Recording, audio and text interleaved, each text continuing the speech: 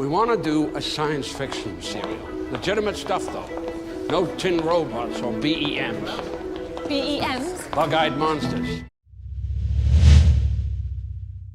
Hello, ladies and gentlemen. My name is Michael Novak, and welcome to this review of Aliens of London, Episode 4. From 2005. Let's get straight into the review. As is tradition on the Doctor Who Is My Life channel, we will start the review with a short recap. The Doctor and Rose return to London to visit Rose's mom. The Tardis is set to arrive 24 hours after the night Rose left with the Doctor. However, the Doctor gets it wrong, and they end up arriving back in London 12 months after Rose's disappearance. To no surprise, Jackie is shocked and outraged. She's been searching for her daughter for a year, and now she's standing in her doorway. The police are involved as they try to get to the bottom of where Rose has been and what has happened. In the midst of this, a spaceship crash lands into Big Ben, and the whole world is watching. At first, the Doctor thinks nothing of it, thinking that the crash landing is genuine and just history in the making. The Doctor and Rose attempt to get to the center of London to investigate, but the roads are gridlocked, so they go home to Rose and watch the news. After a short while, the Doctor gets suspicious. He decides to fly the TARDIS to the hospital where the alien pilot has been taken. He soon discovers that the pilot is a decoy, a human pig that's been genetically modified to fly the spaceship. The Doctor then returns to Rose where Mickey's also turned up. He's frustrated and heartbroken over having been accused of murdering Rose, mainly by Jackie. Mickey, Rose, and the Doctor return to the TARDIS, where the Doctor showcases his theory of a fake crash landing. They discover that the spaceship has merely rotated around the Earth in order to crash land, meaning that the aliens have been on Earth for a while. Meanwhile, Jackie calls the alien emergency hotline and reports her communication with the Time Lord. Because of this, Rose and the Doctor get surrounded by soldiers and escorted to 10 Downing Street to attend a meeting with other alien experts. While this is happening, the government have been unable to locate the Prime Minister and therefore has made Joseph Green Prime Minister by default. However, he turns out to be a member of the Slitheen family along with Margaret Blaine and General R. Asquith. The Slitheen reveal themselves by unzipping their forehead, while a local politician, Harriet Jones, watches them in secret. Back in Jackie's apartment, a local police officer questioning Jackie about the Doctor is also revealed to be a Slitheen, who plans on killing Jackie. At 10 Downing Street, the alien expert panel is taking shape. Every expert is gathered in one room, along with Joseph Green and General Asquith. The Doctor takes center, while he attempts to convince the other experts of forgery and the absurdity of an alien crash landing into Big Ben. However, he's soon interrupted by General Asquith, who begins to remove his skin suit. Joseph then sends an electrical shock through the room via the key cards that all the extraterrestrial experts are wearing. Meanwhile, Rose and Harriet Jones have entered the main office and have discovered the Prime Minister dead. They are interrupted by Margaret Blaine, who continues to remove her skin suit as well. All is chaos as the episode concludes with a massive cliffhanger. Alright, that was a short recap. Now let's go a little bit deeper. As always, we will start by talking a little bit about the alien of the week, which in this case is the Slitheen.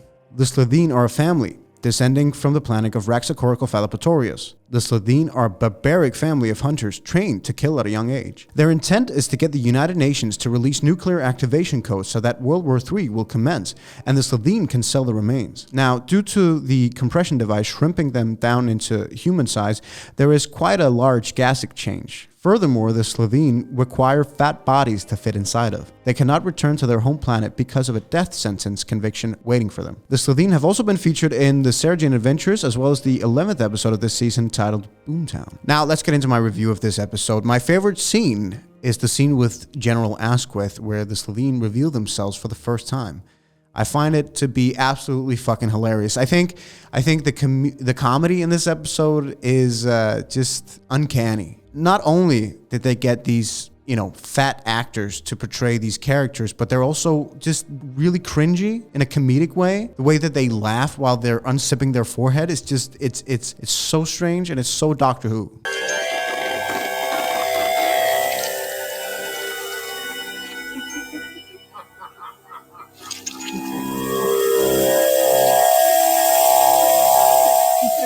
However, my least favorite scene of this episode is the one where Rose and Mickey run out to see the TARDIS being gone. Mickey makes these comments about, look, your boyfriend's left you. He's not coming back. You're stuck here with the rest of us. And it's this really petty scene that, again, I talked about it in my Rose review. It showcases Mickey as this one-dimensional character that has no other developments or no other interesting qualities about him other than that he's obsessed with Rose and completely and insanely jealous of the Doctor. and Rose's fascination with him. It doesn't sit with me. It just doesn't. Now let's talk a little bit about Naoko Mori's appearance in this episode. She plays this doctor scientist that's experimenting with the alien decoy. I love her portrayal in this episode, and this is the episode that ended up giving her a main role in Torchwood, the spin-off series, where she plays Tosh. She's my favorite character. She really is. She has so much depth and perception, and she's really a three-dimensional character in Torchwood. And I just think it's kind of funny how it was this episode that kickstarted all of that. So good job. Now let's talk about the lovely Penelope Wilton, who plays Harriet Jones. Now Harriet Jones also appears in the Christmas special episode. And in this episode, she has become Prime Minister. However, the Doctor brings her demise by whispering to her assistant, "Doesn't she look tired?" She also appears in the two-parter The Stolen Earth and Journey's End from 2008. Now, she ultimately sacrifices her life to the Doctor by displaying a signal to the Tardis that makes the Daleks discover her and ultimately exterminate her. Now, at this point in the series, she's also created a subwave network for when the Doctor would fail to protect the Earth. Now, I think it's really beautiful and really commemorable that she features later in the series as well, because I really like her character, and I think she does a lot of good for the show. And I like that they brought her back, unlike Clive. Hashtag rest in peace, Clive.